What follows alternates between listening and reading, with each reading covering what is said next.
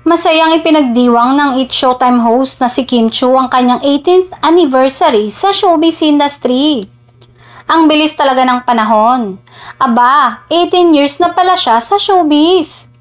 Sa kanyang social media accounts ay binalikan ni Kim ang kanyang showbiz journey. Sa mga photo na pinost niya simula noong maging big winner siya ng Pinoy Big Brother Teen Edition noong June 3, 2006 hanggang sa latest project niya ngayon na What's Wrong with Secretary Kim. Sa kanyang caption ay nagpasalamat siya sa mga tao at programang sumuporta at nagtiwala sa kanya.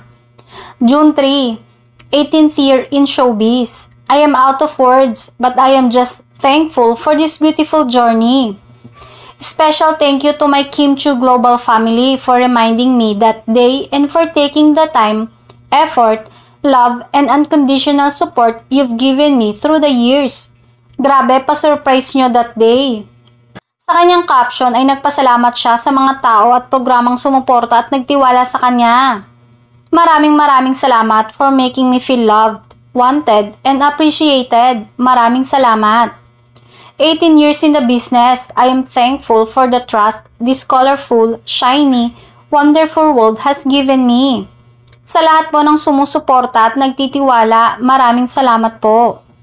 Bumuhos naman ang pagbati mula sa mga kapwa niya artista gaya ng mga co-host niya sa upcoming show niya na Pinoy Big Brother Gen 11.